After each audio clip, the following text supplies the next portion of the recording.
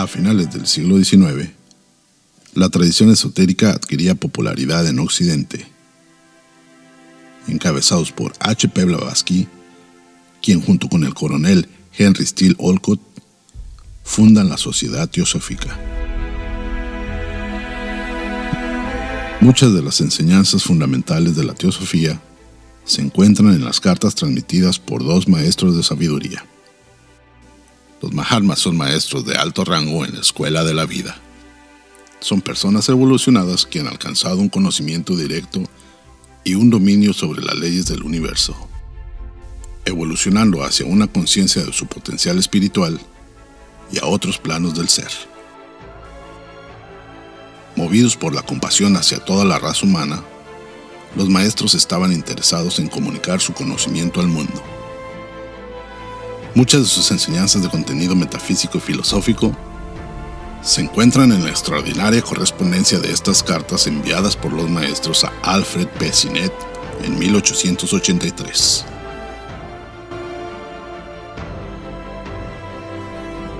Hacemos la invitación para unirse al estudio de las cartas de los Mahatmas los días martes a las 11:30 horas del centro de México. Impartido por Enrique Reich, doctor en psicología, autor y conferencista internacional, donde analiza los aspectos fenomenales del contenido de las cartas y comenta su impacto posterior en la sociedad teosófica.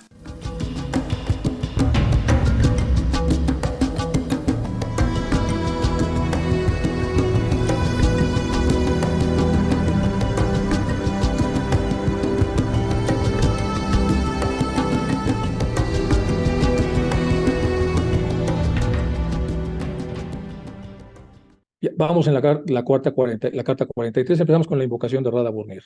Hay una beatitud y un poder más allá de nosotros mismos que viene en ayuda de aquellos que están preparados para recibirlo.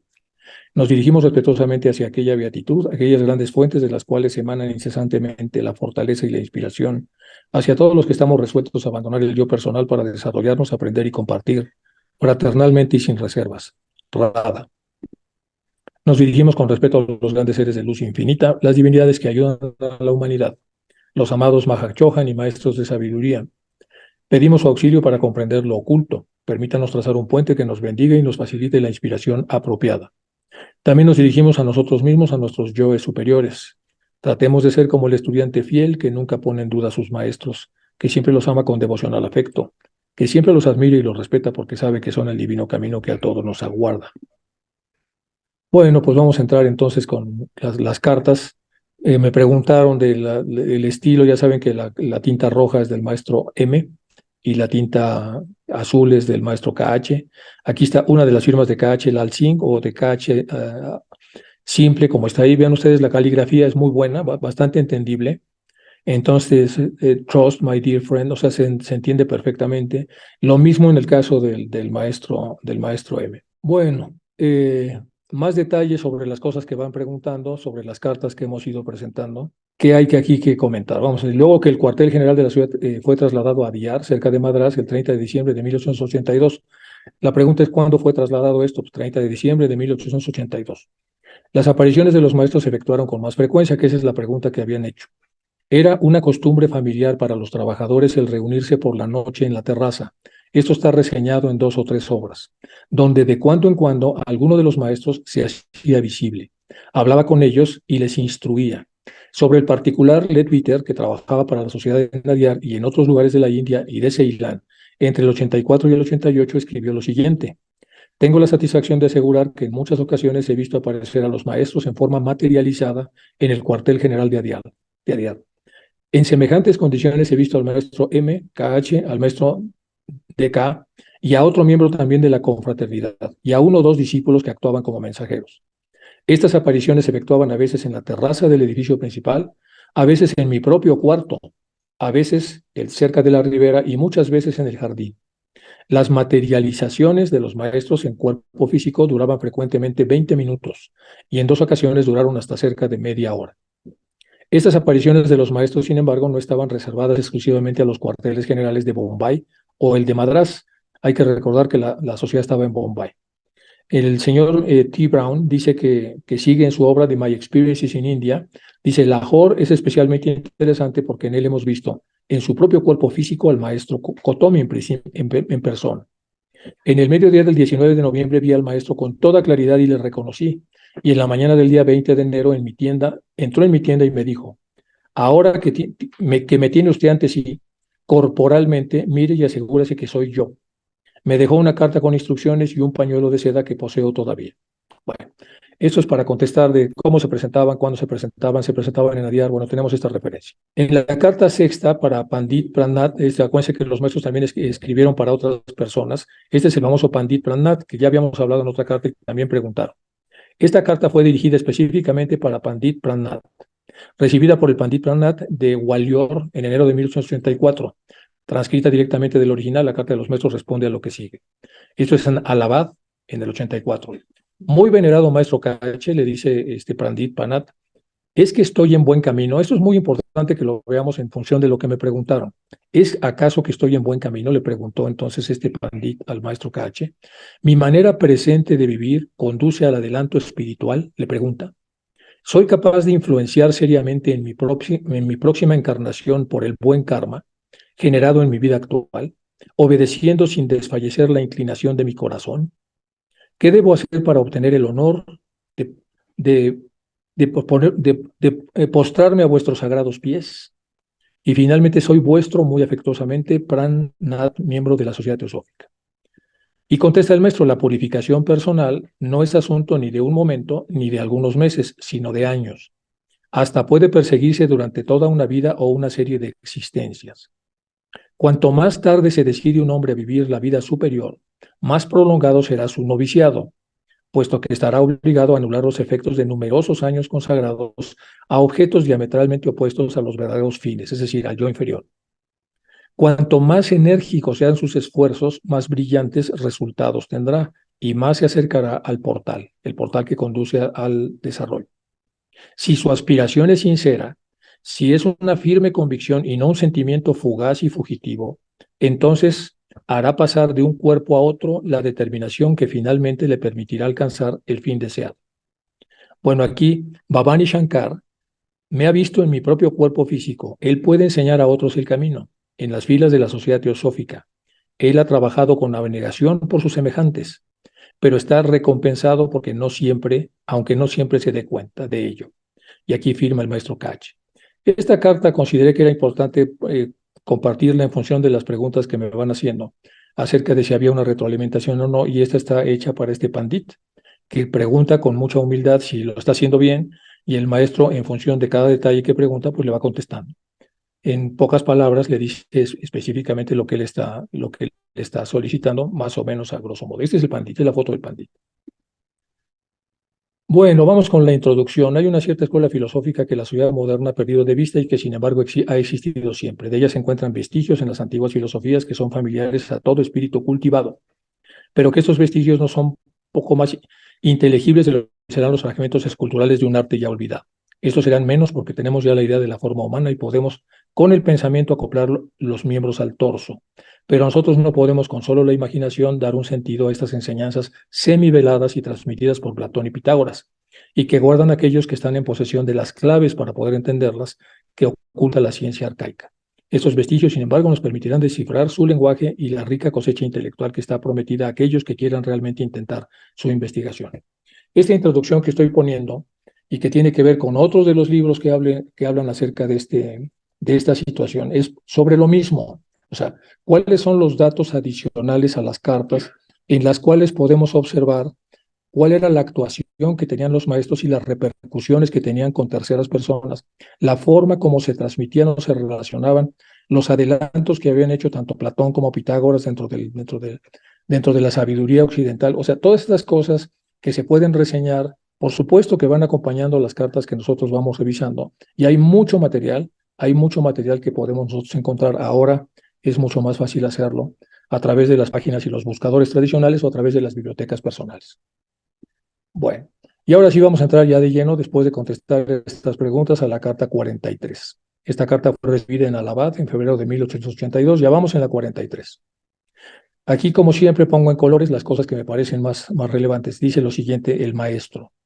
Antes de que otra línea se cruce entre nosotros, está hablando obviamente con Sinet, debemos llegar a un acuerdo, mi impulsivo amigo, le dice. Primero tendrá usted que prometerme con lealtad no juzgar nunca a ninguno de nosotros, ni a la situación ni a cualquier otra cosa que tenga alguna relación con los míticos hermanos. O sea, está hablando de ellos. Altos o bajos, gruesos o delgados, basados en su experiencia de hombre de mundo, o de lo contrario usted no llegará nunca a la verdad. ¿Qué está diciendo aquí el maestro? El maestro le está diciendo que no juzgue lo que no se está transmitiendo, que se concentre en la enseñanza. Le está pidiendo que no esté especulando sobre dónde están, sobre cuál es su cuerpo, porque ven ustedes que había muchas especulaciones cuando se habían aparecido, si eran altos o bajos, gruesos o delgados, barbudos o no, lo que fuere. Dice, eso es irrelevante. Céntrese entonces en la enseñanza. Voy a leer otra vez para que quede claro. Dice, antes de que otra línea se cruce entre nosotros, es decir, antes de que existan más contraflujos u obstáculos, debemos llegar a un acuerdo, mi impulsivo amigo. ¿Por qué impulsivo? ¿Quién es el impulsivo? El que toma decisiones por su cuenta y no logra refrenarse. Primero tendrá usted que prometerme con lealtad no juzgar nunca a ninguno de nosotros, ni las situaciones ni a cualquier otra cosa que tenga alguna relación con los míticos hermanos, es decir, con los hermanos de sabiduría. Altos, bajos o gruesos, delgados, basados en la experiencia de hombre de mundo, o de lo contrario usted no llegará nunca a la verdad porque se está usted distrayendo en cosas que no tienen importancia. Lo siguiente viene en tinta azul. Dice lo siguiente, haciéndolo como hasta ahora, solo ha perturbado constantemente la solemne tranquilidad de mis cenas durante varias noches. Es decir, leyendo mis cartas y especulando lo que ahí se dice de una manera errónea, es lo que estoy entendiendo, como hasta ahora, lo único que usted ha hecho es perturbarme mi tranquilidad en mis cenas durante varias noches. O sea, me está usted haciendo la vida de cuadritos. Y con su escrito, que no sabemos cuál es, pero es el que le escribió cuando solicita esta respuesta en la carta, con su escrito y el pensar en él hizo que mi rúbrica, es decir, su firma, culebreante, se me apareciera incluso en sueños. O sea, ya tenía hasta pesadillas el pobre maestro. Como si por afinidad con ello yo me sintiera arrastrado por su cola al otro lado de las colinas. Entonces, aquí lo está diciendo el maestro, es lo mucho que le está afectando que él no se concentre en el contenido de la carta y que sí se concentra en cosas que no tienen relevancia. Sí, me está usted complicando mucho la existencia. ¿Por qué ha de ser usted tan impaciente? Tiene toda la vida por delante para nuestra correspondencia. Si bien, mientras las tenebrosas nubes del Deva Loca ecléctico estén descendiendo sobre el horizonte de la sociedad madre, ha de ser una correspondencia irregular e incierta. Es decir, mientras no esté bien fundamentada y bien estructurada, hasta que no esté arrancada de una manera correcta la sociedad, esto va a ser irregular, o sea, no hay todavía el orden para que la correspondencia llegue. Incluso puede interrumpirse de repente debido a la tensión manifiesta de nuestro demasiado intelectual el amigo, se está hablando de Hume. Oh, Jai Ram, pensar que nuestra moderada crítica sobre el folleto, crítica comunicada por usted, el Said Hume, Said, acuérdense que era amigo en el formato hindú tibetano. Entonces, a nuestro amigo Hume, pudo haber inducido a este a matarnos en un arrebato, a destruirnos sin concedernos un momento para llamar a un padre, ni siquiera tiempo para arrepentirnos. Encontrarnos vivos y sin embargo tan cruelmente privados de nuestra existencia es realmente triste, aunque no del todo inesperado. Bueno, aquí esto ya lo hemos leído en el arranque de lo que fue la última sesión. Estamos viendo entonces que el maestro está explicándole primero que quiere que se concentre en la parte nuclear de la carta y no en otros detalles sobre quiénes son, lo que sea, porque eso no es lo que se está transmitiendo. Lo segundo es que esta falta de comprensión de lo que él escribe le está causando muchos problemas, incluso de salud, y lo está poniendo mal. Más adelante incluso va hasta agregar al Maha Chohan, que empieza también a desesperarse de que la información no pueda bajar de una manera conveniente a las dos personas que están recibiendo la correspondencia. Y luego dice que mientras no esté la sociedad madre estable, es decir, ya arrancada, ya normalizada, toda la correspondencia va a ser irregular, que no sea que no sea tan impaciente. Dice, incluso podrá interrumpirse debido a la tensión que produce nuestro amigo, es decir, nuestro amigo Hume, nuestro Shaib, que en este caso es como se llamaba los amigos Hume. Entonces, porque dice unas cosas y nos acusa de ciertas cosas que nos pone realmente en predicamentos muy complicados. Bueno, es lo que está diciendo en esta primera parte de la carta. Vamos con la segunda parte de la misma carta. Pero todo es culpa nuestra. En cambio, si le hubiéramos enviado prudentemente a su casa un himno de alabanza, ahora podríamos haber estado vivos y bien. Es decir, Si nosotros nos hubiéramos comunicado con su personalidad para ensalzar, cuidarla o acariciarla, dice, por eso en cambio, si le hubiéramos enviado prudente a su casa un himno de alabanza, ahora podríamos haber estado vivos y bien rebosantes de salud y vigor. Acuérdense que los maestros continuamente estaban criticando tanto de Hume como de Sinet que ellos fueran tan británicos y que exigieran tanto procedimiento, tantos detalles de protocolarios en sus cartas y en su trato, que incluso criticaban mucho a Blavatsky que no lo hacía. Entonces dicen, eso es irrelevante. Lo relevante es lo que la persona puede aportar. Entonces, por eso dice, a lo mejor si hubiéramos enviado prudentemente a su casa, está diciendo con sarcasmo, un himno de alabanza, ahora sí estaríamos todos más contentos, pero como no está, se sienten entonces ellos de alguna manera insultados porque no se siguen los cánones del procedimiento, del protocolo. Entonces estaríamos con salud y vigor, si no de sabiduría, para muchos años venideros, y podríamos haber encontrado en él a nuestro Ved Vyasa, para cantarnos las proezas ocultas de Krishna y Arjuna en las desolladas orillas del Zampa. Bueno, otra vez el maestro aquí nos pone algunos temas que hay que ver con más detalle. Vamos a leer otra vez el párrafo para que se entienda. Pero todo este problema de comprensión es culpa nuestra, dice. En cambio, si le hubiéramos enviado prudentemente a su casa el himno de alabanza, hacerle la pelota, dicen en España, hacerle la barba, dicen en México, lo que en todos los países existe, lo que es el himno de alabanza que está poniendo sarcásticamente el maestro, ahora podríamos haber estado vivos y bien rebosantes de salud y vigor, pero no sabiduría, para muchos años venideros, y podríamos haber encontrado en él a nuestro Ved Vyasa para cantarnos las proezas ocultas de Krishna y Arjuna en las desolladas orillas del Zampa. Ojo, aquí está diciendo que de haber hecho ellos una parte protocolaria, habría mucho salud y vigor en la relación, pero nada de sabiduría, porque todo sería simplemente protocolo. Y luego está diciendo que para los años venideros podríamos haber encontrado en él a nuestro Ved Vyasa para contarnos las proezas ocultas. ¿Quién es el Ved Vyasa? Bueno, de este lado, vámonos del lado izquierdo. Vyasa, como sabemos, es el escritor legendario de la antigüedad hinduista, cuyo nombre verdadero era Krishna Dwapayana. Es el cuarto miembro del Rishi Parampara, que es la asociación de gurús y discípulos de la escuela Advaita, en la que Shankaracharya es la figura principal. ¿Quién es Vyasa? Pues es el escritor, el que va llevando la reseña de los Vedas, que fueron, ya saben, dictados por las divinidades de otras constelaciones a los rishis que estaban aquí en la tierra, que ya sabemos toda esa historia, que se fue en el lago Masanovar, etcétera, alegóricamente hablando. El Veda Vyasa se llama Veda Vyasa porque es divisor del Rig Veda. Vyasa dividió o reorganizó el Rig Veda, que afirma haber sido escrito por 10 poetas religiosos diferentes, a los que menciona por su nombre, en aquellos otros 2 textos para facilitar la comprensión o para facilitar el recuerdo de sus mantras. Muy parecido a lo que hizo Barker, que es lo que estamos siguiendo en la reseña de las cartas.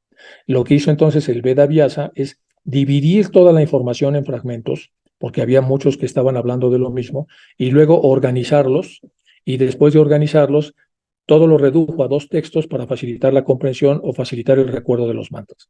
Entonces, si volvemos a leer, por eso el maestro dentro del sarcasmo también está hablando aparentemente el sarcasmo de esto. Si le hubiéramos hecho nada más la barba a usted, estaríamos rebosantes de salud y vigor, pero no de sabiduría.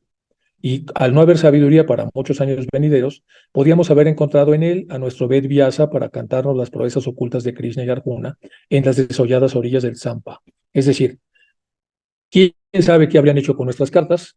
Porque si está él citando a Ved Vyasa, quiere decir que alguien las hubiera tomado, las hubiera dividido, las hubiera organizado, que de hecho es lo que pasó. Aquí el maestro lo está escribiendo hace 150 años, pero sabemos que tiempo después, pues pasó lo que estaba diciendo. De alguna manera Barker es como el Ved Vyasa, que empezó a organizar la forma en la que iba a presentar las cartas, a diferencia de las otras presentaciones en donde vienen en orden cronológico. Y nos faltan las desoladas orillas del Zampa, en donde estaban Krishna y Arjuna. ¿Quién es el Zampa? El Zampa es un río que está en Ladakh, y Ladakh ya hemos hablado muchas veces de eso. El Ladakh es como el pequeño Tíbet, que está en la zona de Cachemira, y en esta zona, pues ya sabemos que han pasado muchas de las reseñas que hablan los maestros se han dado en esta región. Entonces dicen, estas desoladas regiones, por la altitud que tienen y por el lugar donde están, y donde hubo muchas aventuras entre los diálogos de Krishna y Arjuna. Bueno, es lo que está diciendo en este párrafo el maestro, más o menos. Continuamos. Pero ahora que estamos muertos y ya hasta disecados, también puedo dedicar unos minutos de mi tiempo a escribirle a usted en calidad de Buhut, el mejor inglés que encuentro, yaciendo ocioso en el cerebro de mi amigo, donde también lo hallo. En las células de la memoria, el fosforescente pensamiento de una breve carta para ser enviada por él mismo al director de Pioneer para calmar su impaciencia inglesa. En este párrafo, entonces, lo que está diciendo es que están muertos, también es una alegoría, obviamente es un sarcasmo, y están hasta disecados, no nomás muertos, sino encima los disecaron para poder seguirlos viendo. También puedo dedicar unos minutos a mi tiempo para escribirle a usted en calidad de boot, en el mejor inglés que encuentro, y haciendo ocioso en el cerebro de mi amigo, donde también me hallo, en las células de la memoria, el fosforescente pensamiento de una breve carta para ser enviado al mismo editor del Pioneer. Recordemos que en este tiempo estaba el maestro KH en el proceso de iniciación y estaba fuera de circulación, y es el maestro M el que mantenía la correspondencia. Entonces, por eso ha comentado ya en las cartas lo muy difícil que era para él seguirle más o menos el ritmo a las preguntas que hacían estos dos ingleses. Amigo de mi amigo, KH, no le ha olvidado a usted. KH no tiene la intención de romper con usted, a menos que el Shaib, o sea, tal vez el amigo Hume, eche a perder la situación sin remedio. ¿Y por qué tendría que hacerlo? Usted ha hecho todo cuanto ha podido, y eso es nada menos lo que nunca intentamos pedir a nadie. Ojo con esta parte que es importante. Lo que le dice entonces el maestro M a Cine, dice, usted ha hecho todo cuanto ha podido, es decir, de acuerdo a sus capacidades, usted ha hecho un enorme esfuerzo para que la sociedad teosófica pueda estabilizarse.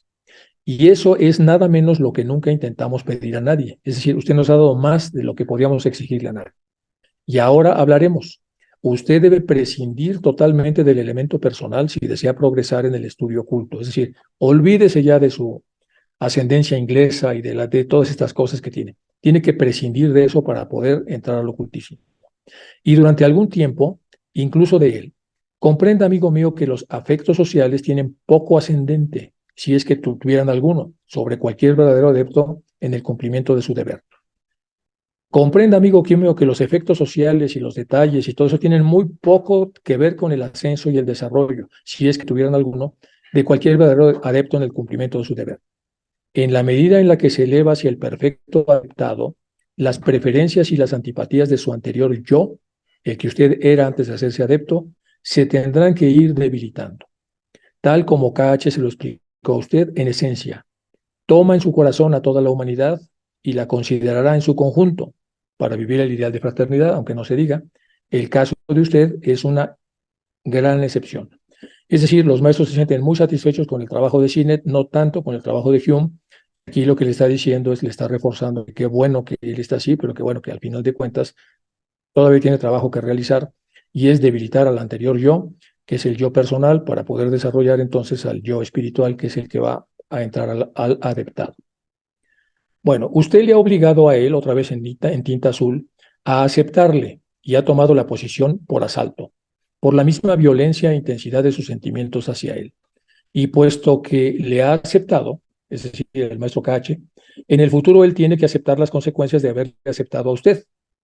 Porque todo maestro, vamos a hacer un paréntesis, que acepta en este caso a un estudiante, de alguna manera tendrá que vivir dentro de su propio karma las consecuencias de lo que el estudiante haga, para bien o para mal. Entonces, si leemos esto, que ya nos lo han explicado en otras cartas, tiene mucho sentido.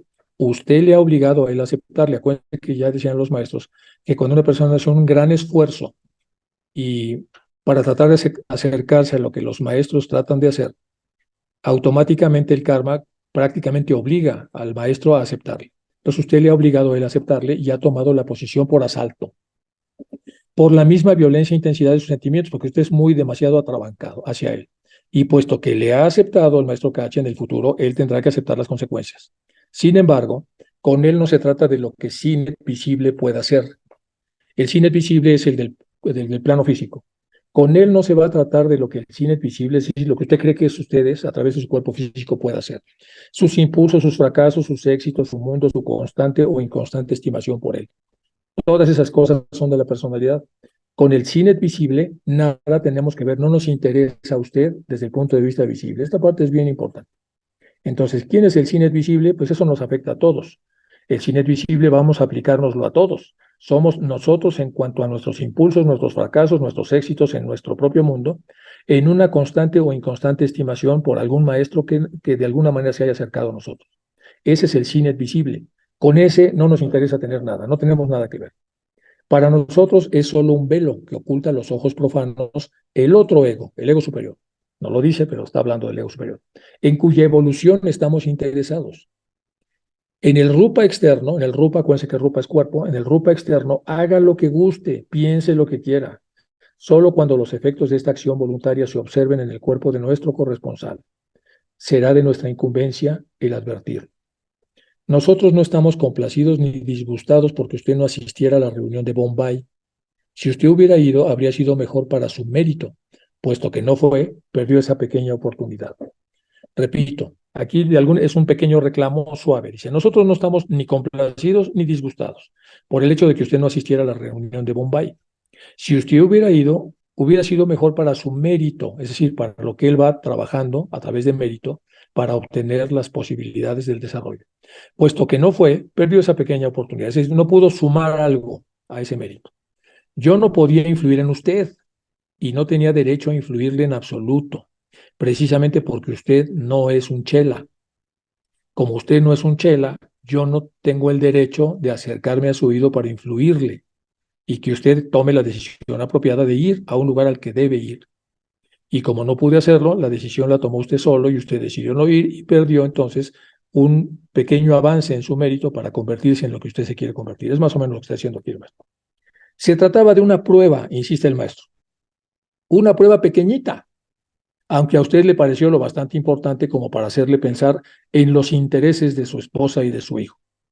Repito, le dice el maestro, se trataba de una prueba muy simple, una prueba pequeña, pero usted la empezó a contrastar cuál era su importancia en relación a los intereses que tenía de mantenerse con su esposa y su hijo.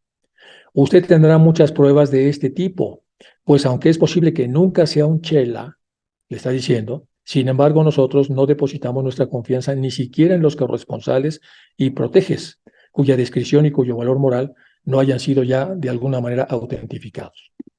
Pasamos a la tercera parte de la carta, o bien demostrados. ¿Es usted víctima de Maya? Ya sabemos, Maya es la ilusión que tenemos todos en el plano físico, es decir, las cosas que nos ocupan y nos preocupan de este mundo físico. ¿Qué hacemos? ¿Dónde estamos? Nuestra seguridad, nuestra alimentación, dónde dormimos, cómo nos va, qué hacemos, cómo ganamos dinero, todo lo que es Maya. Si usted es víctima, como todo mundo, de ese mal. Será una larga lucha para usted el extirparse las cataratas de sus ojos y ver las cosas como son. Será una larga lucha para usted el quitarse lo que le evita ver la realidad después de recibir una literatura tan profunda como la que nosotros ponemos en sus manos. Algo así está diciendo. El Shai Hyum, otra vez el hermano, es un maya para usted tan grande como cualquier otro. Usted solo ve su montón de carne y huesos, su personalidad oficial que él ha decidido tener, su intelecto y sus influencias. Es decir, cuando usted ve a Hume, solo ve un pedazo de carne y huesos, la personalidad oficial que tiene, que es como se muestra al mundo, su intelecto y las influencias, es decir, las relaciones que tiene varias, porque él estaba como un oficial del ejército, perdón, del gobierno británico en India. Por favor, dígame, ¿qué es todo eso para su yo real? Que usted no puede ver, haga lo que haga. O sea, dígame, por favor, todo eso que estamos viendo que usted hace, ¿de qué le sirven a su yo real, el yo superior? Usted no puede verlo, haga lo que haga. ¿Qué tiene que ver su habilidad para destacar en un Durbar, o ser el director de una sociedad científica, con su aptitud para la investigación oculta? Le está diciendo, discierna, usted puede convertirse en un gran investigador oculto o puede estar luchando para ser destacado en una sociedad científica británica o lo que sea, o con su honestidad para guardar nuestros secretos. Acuérdense que consideraban a Sinet como muy, muy honesto, era una persona que se vigilaba mucho a sí mismo. Si nosotros deseáramos que se conociera algo de nuestras vidas y de nuestra labor, ¿no están abiertas para nosotros las columnas de The Theosophist, la revista de Teosofía? Repito, si nosotros deseáramos que se conociera algo de nuestras vidas y de nuestra labor, no estarían abiertas para nosotros las columnas, es decir, no ya lo hubiéramos publicado si estuviéramos interesados en que se conozca cómo vivimos y qué hacemos. ¿Por qué habríamos de divulgar poco a poco los hechos por medio de él para que sean aderezos como alimento del público con una salsa de dudas nauseabundas y sarcasmos mordaces? Vean cómo escribe el maestro. Lo que está diciendo es por qué habríamos de empezar a decir lo que Hume quiere que hagamos. Es decir, divulgar poco a poco los hechos por medio de él para que sean aderezados como alimento público, es decir, que le pusieran el aderezo al interés público, con una salsa de dudas nauseabundas de si existimos o no existimos, si somos o no somos, si Madame Blavatsky es un fraude en relación a que dice que somos, todo eso son las dudas nauseabundas y sarcasmos mordaces, aptos para revolver en confusión el estómago del público. Para él no hay nada sagrado, para ese público, para el gran público, ni dentro ni fuera del ocultismo, para él, para Hume, de momento. Él es, por temperamento, un doctor de pájaros y de creencias. ¿Por qué le dice eso? Recordemos entonces que él era muy famoso, Hume, porque era un ornitólogo muy famoso, es decir, un estudioso de pájaros y de gran reputación. De hecho, hizo libros en donde él tenía taxonomizaba completamente los pájaros que estaban en la India en aquel entonces. Era un científico muy reconocido, un ornitólogo, y por eso el maestro vuelve a hablar aquí con cierta sorna. Él es por temperamento un destructor de pájaros, no un investigador, sino un destructor de pájaros. ¿Por qué dice destructor? Porque, bueno, obviamente para disecarlos y estudiarlos, pues hay que matarlos, los destruye. Y de creencias. Sacrificaría su propia carne y su sangre tan despiadadamente como las de un ruiseñor persa, sigue hablando de pájaros. Y le disecaría a usted mismo, o sea, Sinet, y a nosotros, a KH, y a la querida vieja dama, que sabemos que cuando dicen vieja dama se refieren a Blavatsky. Es decir, él nos mataría y nos disecaría a todos, para que no nos pongamos en contra suyo. Y nos haría desangrar hasta morir bajo su escapelo, si pudiera, con tanta facilidad como lo haría con un mochuelo para colocarnos en su museo. Es decir, lo que hace con los pájaros, los diseca y los mete en el museo. Con las adecuadas etiquetas diciendo de dónde somos, de qué venimos, a qué especie pertenecemos, etc. Y luego especificaría nuestras necrológicas para los aficionados. En Stray Fathers, No Shahid, el Hume externo es tan diferente y superior al Hume interno, como en el caso de Sinet. Todo lo que le acabo de decir, lo que está diciendo, tiene que ver con el Hume externo, lo que ha decidido ser hacia afuera. Pero nos interesa el Hume interno, como el de usted, el de Sinet. El externo es diferente e inferior al naciente. Protege interno. Aprenda esto y disponga que este último vigile al editor para que no le juegue una mala pasada algún día. Nuestra mayor preocupación es la de enseñar a los discípulos a no dejarse engañar por las apariencias. Repito, nuestra mayor preocupación es la de enseñar a los discípulos que tenemos a no dejarse engañar por las apariencias, no distraerse acerca de lo que es la realidad. Tal como ya ha sido usted avisado, dice la quinta parte de la carta que yo dividió, tal como usted ha sido avisado por Damodar, por Damodar, yo no le llamé a usted Chela, examine su carta para asegurarse de ello. Sin embargo, y jocosamente le hice a Olcott la pregunta de si reconocía en usted el material del cual se hacen los chelas. Es decir, le preguntó jocosamente a Olcott de si Sinet, es decir, si Sinet, ¿usted cree que Sinet sabe del material del que están hechos los chelas? Usted, ¿por qué lo dijo el maestro? Porque cuando llegó Bennett, que era un gran prospecto para el ocultismo, usted se fijó en que tenía las manos sin lavar, las uñas sucias, que utilizaba un lenguaje tosco y que tenía, según usted, un aspecto en general desagradable. Es decir, se fijó en lo menos relevante.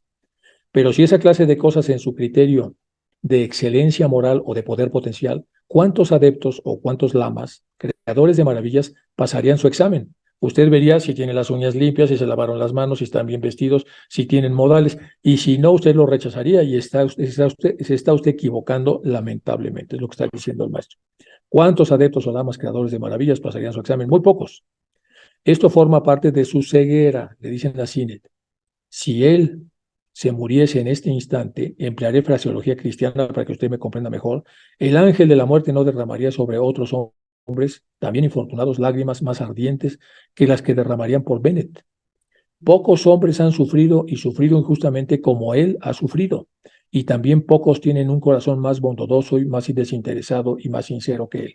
Recuerden que le habían pasado cosas horribles en el trabajo, precisamente por ser sincero y por ser honrado. Ya eso lo habíamos revisado en las cartas anteriores, y por lo tanto era un buen prospecto de muy buen hombre.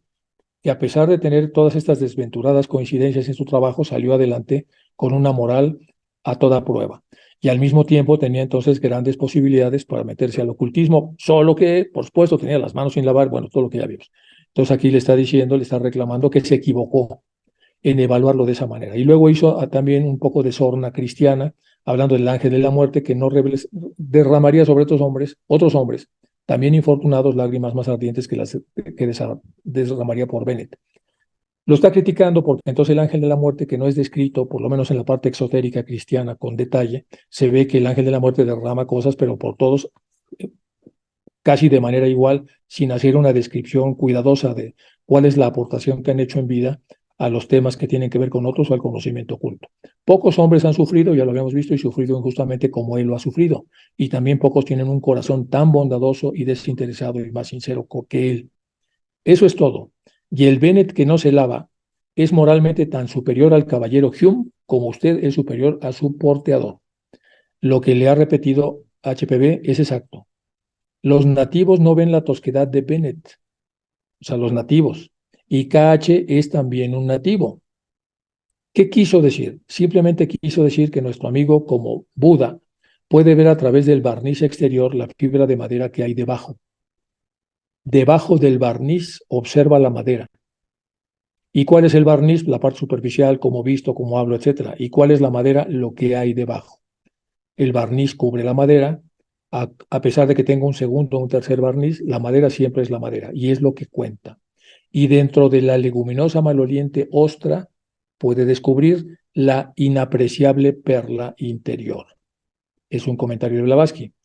Entonces, este Bennett es un hombre honrado y de corazón sincero, además de poseer un tremendo valor moral y de ser un mártir por añadidura por todo lo que le hicieron.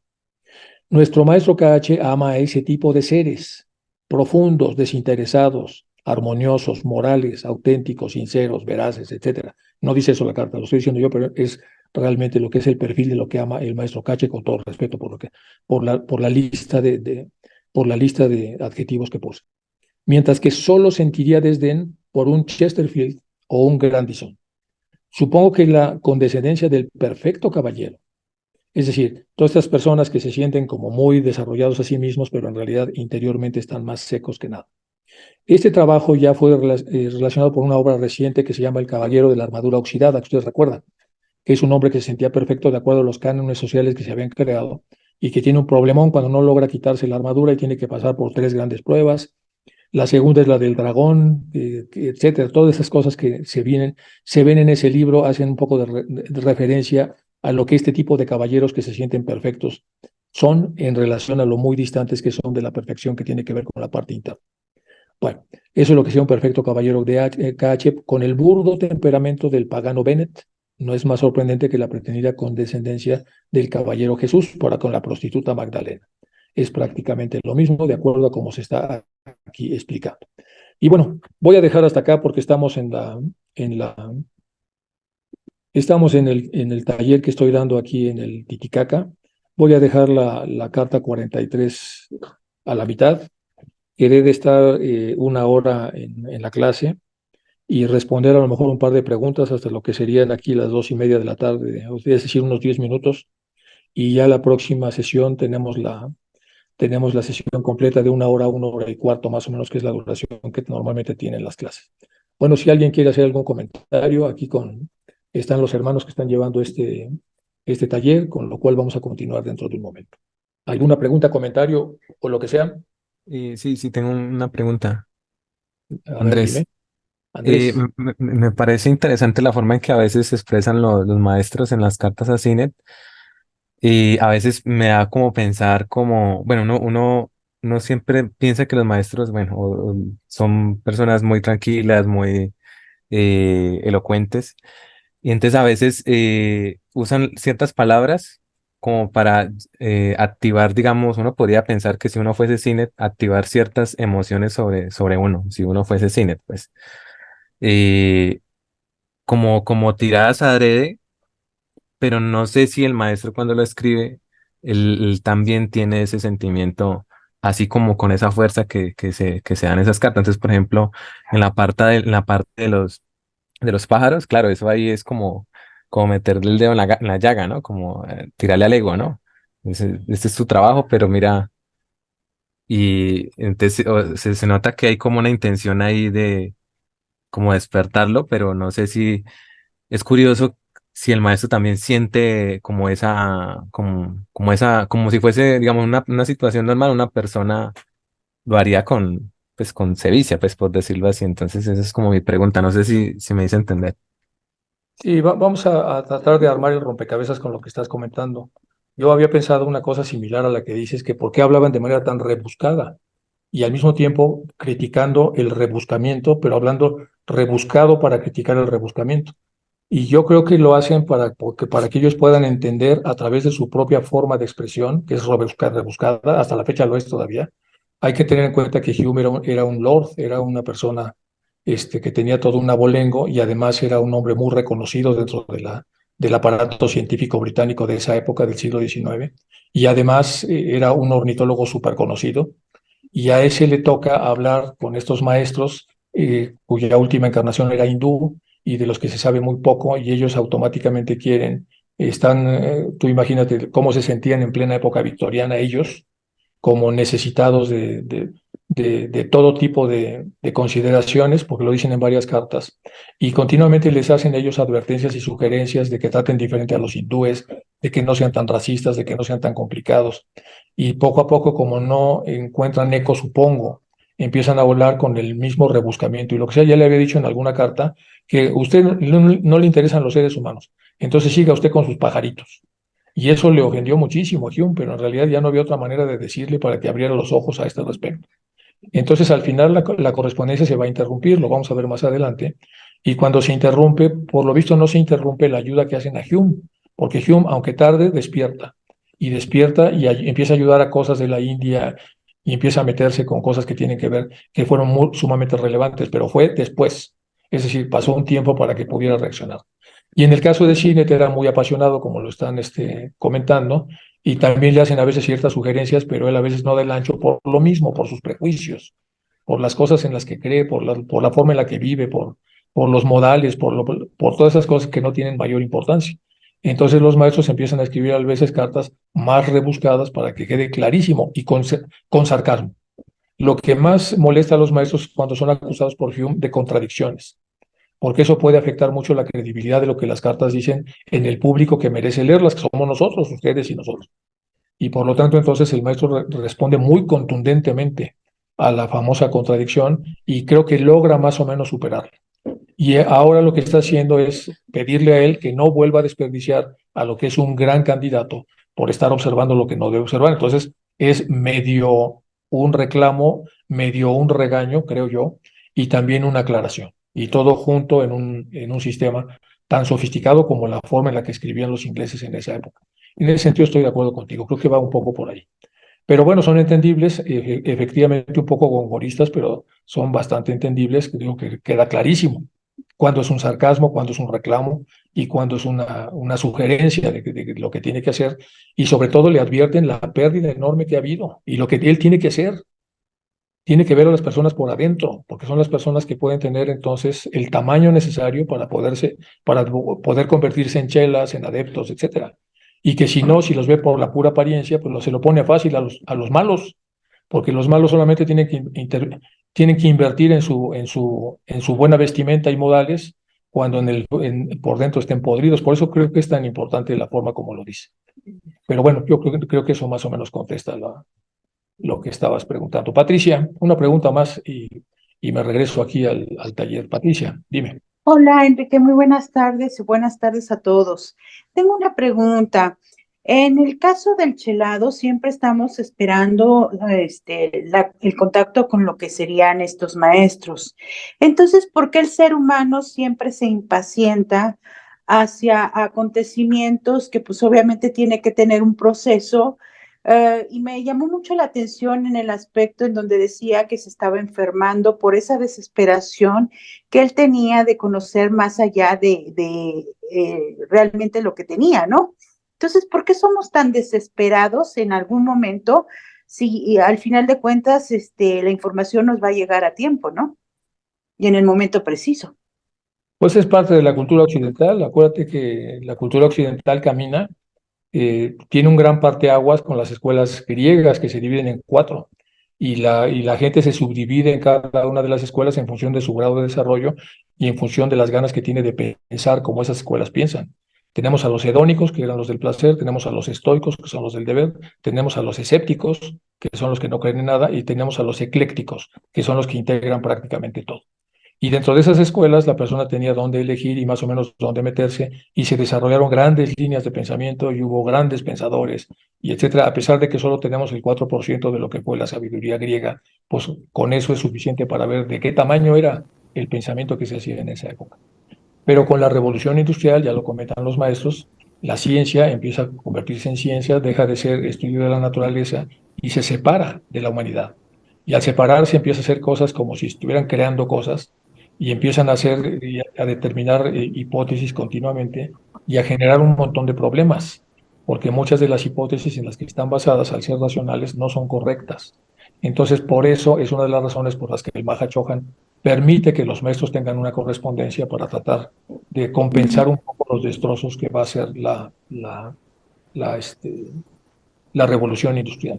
Y más o menos lo consiguen, Patricia, es lo que yo más o menos entiendo. Y, y al conseguir esto, la gente tiene por lo menos una opción B de cómo pasan las cosas para tratar de no perder el hilo de lo que el yo superior de todos, porque todos lo tenemos, necesita escuchar para poder ser alcanzado por el pensador y no dejar eso sin escuchar y dejar abandonada la humanidad solamente con estos nuevos disques sabios, calvos de gafas y de bata blanca que se han disfrazado de científicos y que parecen como dioses y que tenemos que obedecer y seguirles, y que casi siempre están equivocados porque producen unos líos monumentales de contaminación y de todo. Entonces, hoy vemos con más claridad que hace 150 años. Hace 150 años ya lo veían venir porque ellos tienen estas capacidades de verlo y nos damos cuenta que la gente también necesita saber este tipo de cosas y saber que hay aspectos interiores, principios internos, que el ser humano es mucho más que eso y que vamos a destruir esto si seguimos más o menos haciendo las cosas con la incapacidad que tenemos de ver las consecuencias de las cosas que hacemos. Entonces hay un montón de cosas ahí que se pueden descifrar. De hecho, la primera carta del Mahachohan es clarísima. Él pinta todo lo que va a pasar en los próximos 200 años. Y cuando uno lo ve 150 años después, dice, este hombre pues, como que ya se sabía el canon de lo que iba a pasar. Todo eso ha pasado. Entonces necesitamos, y la sociedad teosófica es una de esas escuelas que pretende que tengamos un razonamiento apropiado y nos convirtamos de alguna manera no en seres pasivos, sino seres activos, que podamos divulgar las cosas que se dicen y ayudar a la gente a que piense o compense el excesivo bombardeo que se hace de esta pseudociencia que continuamente nos ha llevado pues, a los puntos en los que estamos. Es más o menos como lo veo, Pati, a lo mejor estoy un poco exagerando, pero creo que por ahí va un poco el tema. Muchas gracias, Enrique. Buenas tardes Mario. a todos. Ángela, ¿cómo estás? Sí, bien, bien, gracias. Una cosita así rapidito de lo que yo veo hasta ahora, o sea, lo que yo interpreto hasta ahora que hemos visto la carta. No solo va para los chelas y no para todos nosotros, yo pienso. Primero el orgullo, que es cine. O sea, tenemos que tratar de dominar nuestro orgullo, de creernos como que somos más de lo que en realidad no somos. Segundo, mirar más lo interno en las personas, no mirar lo externo. Siempre estamos mirando si está limpio, si está bonito, si está feo. Esa es una de las cosas. Y yo creo que lo más importante también es la impaciencia. Nosotros los occidentales somos muy impacientes. Queremos todo en el momento, justo, ya, lo quiero ya. ¿Por qué no pasa esto? ¿Por qué no pasa lo otro? Y en cuanto al chelado, mejor ni pensar en eso. Tenemos primero que limpiarnos de las cositas. Como Hume, que al final entendió de que había que ayudar y se hizo vegetariano al final de su vida. Entonces, esas cosas, tenemos que pulir muchas cosas antes de pensar siquiera en ser chelas. Eso es como yo lo veo. Gracias. Gracias, Enrique. Gracias, Ángela. Saludos. Gracias a todos, chicos. Muchas gracias.